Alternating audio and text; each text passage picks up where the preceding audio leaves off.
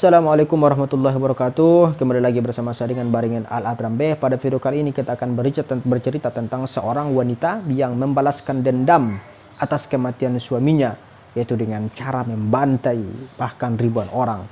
Cuma satu yang mati, tapi balas dendamnya itu ribuan orang yang meninggal.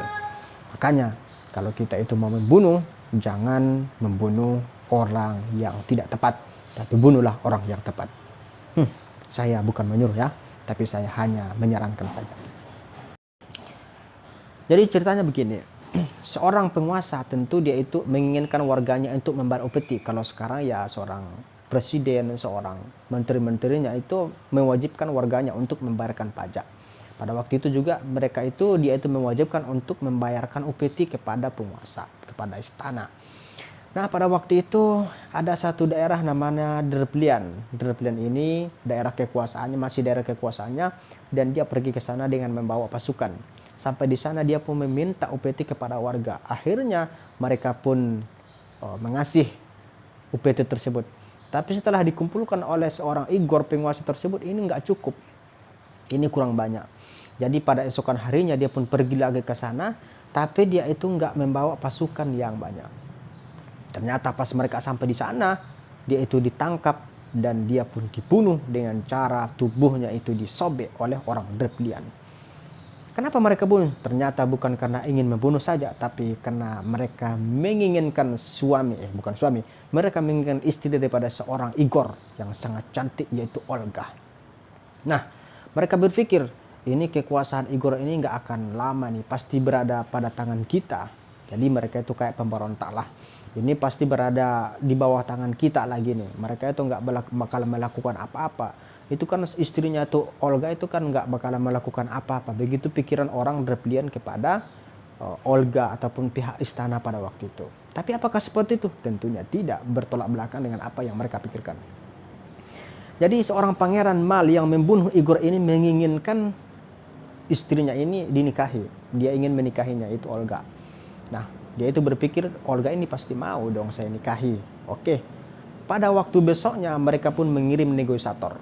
Tentunya negosiator dalam hal ini adalah untuk membujuk seorang Olga menikah dengan pangeran Mal pada waktu itu. Kemudian mereka pun mengirim sebanyak 20 orang negosiator. Sampai di sana, di istana Igor, tentunya yang berkuasa di sana itu sudah nggak Igor lagi karena sudah mati. Tapi yang berkuasa adalah Olga. Sampai di sana mereka pun disambut dengan baik. Mereka masuk sana, ada apa? Kamu mau ke sini untuk apa? Oh, mereka ceritakan untuk ini, Pangeran Mal untuk menikahi Anda, kira-kira begitu. Nah, baik, kalau begitu kalian itu datang besok pagi saja. Silahkan di luar istana dan kalian pakailah pakaian yang sangat bagus. Nanti besok saya akan kasih kalian penghormatan dan penghargaan, kata Olga pada waktu itu. Baik, mereka pun pergi dan mereka pun menunggu di luar istana. Pagi harinya mereka pun disuruh masuk. Kalian sudah siap? Sudah. Mereka pun disuruh masuk. Dan ternyata ketika mereka masuk ke dalam istana, apa yang mereka dapatkan? Yang mereka dapatkan adalah lubang kematian. Apa lubang kematian tersebut? Ternyata waktu itu lubang sudah digali oleh para pengikut-pengikut Olga.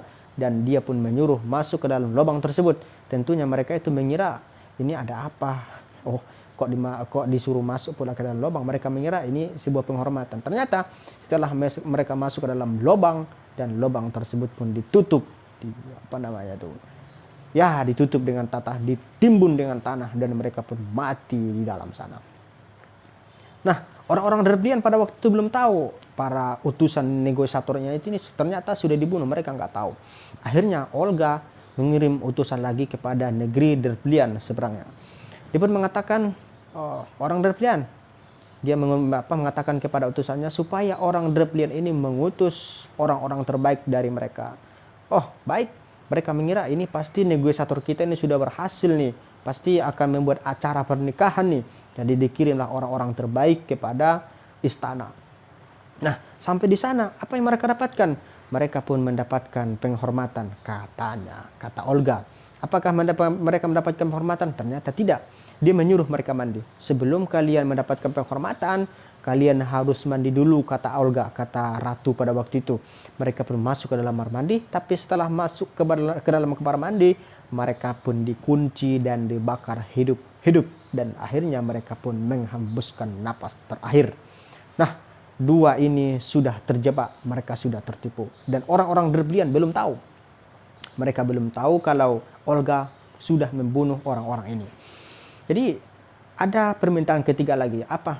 Dia pun mengatakan kepada orang-orang Drevlian, saya ini mau berkunjung, saya ini mau, ya kalau kita orang Islam ya menjarahilah, saya ini mau pergi berziarah ke pemakaman suami saya. Jadi saya minta kalian itu mengirim badu yang banyak dan tentara yang banyak, kata Olga. Baik, kami akan kirimkan. Dikirimkanlah madu dan tentara yang banyak. Sampai di sana mereka pun berpesta, mereka pun ya minumlah ya. Tapi pada malam hari para tentara ini sudah mabuk, dan ketika mereka mabuk, Olga pun menyuruh pengikutnya untuk membunuh dan membantai tentara tersebut, dan mereka akhirnya mati semuanya. Ya matilah namanya juga dibantai, enggak? Mati mereka semuanya. Kemudian apakah sampai di situ saja? Sampai di situ saja? Tidak. Ternyata enggak sampai di situ saja. Ada lagi pembantaian yang ketiga, karena pada waktu itu warga sudah tahu, oh, ini Olga nih pasti membunuh nih, enggak ada nih pasti membunuh. Jadi dia pun bernegosiator, dia pun mengatakan kepada warga, kalian itu mau mati atau mau membayar upeti? Baik, kami mau membayar upeti, kata warga pada waktu itu. Kalau begitu saya punya permintaan, kata Olga, kalian wajib mengirimkan burung, burung merpati satu rumah. Kalian harus mengirimnya ke istana. Baik, kata warga pada waktu itu. Mereka pun mengirim burung, dan pihak istana pun setelah sampai di sana, Olga menyuruh supaya burung ini diisi dengan kain dan belerang. Jadi tentunya kecil ya, jangan pula yang besar, enggak terangkat pula sama itu, sama burungnya. Jadi disuruh diletakkan di situ belerang dan bukan satu tapi kecil ya, kain yang kecil. Dan pada malam hari dia pun menyuruh untuk dilepaskan burung ini, dan sebelum dilepaskan tentunya ini dia harus dibakar dulu. Kain yang sudah diikatkan tadi dibakar. Nah, kembalilah ke tempat masing-masing, ke sarang masing-masing yang berada di rumah orang Drevlian tersebut. Nah, sampai di sana ya yang sudah membawa api tersebut, akhirnya rumah-rumah mereka pun terbakar dan habis, dan rumah mereka pun gak ada satupun yang tersisa, hancur berantara. Hancurlah. Kemudian setelah itu mereka pun pergi, ada yang pergi lari, ya tentunya larilah, rumahnya sudah rusak. Mereka pun lari tunggang langging. Tapi yang lari tersebut dikejar oleh pengikut Olga, dan mereka pun dibantai dan dibunuh semuanya. Akhirnya mereka pun mati dan mati. Kenapa mereka mati? Karena disebabkan oleh kematian suaminya saja. Bayangkan itu. Yang mati karena satu saja. Yang mati itu cuma satu, tapi akibat daripada kematian tersebut beribu-ribu orang. Terima kasih sudah menyimak, dan jangan lupa subscribe, like, and share, dan silakan kirim linknya ke teman-teman Anda bila bermanfaat. Terima kasih. Assalamualaikum warahmatullahi wabarakatuh.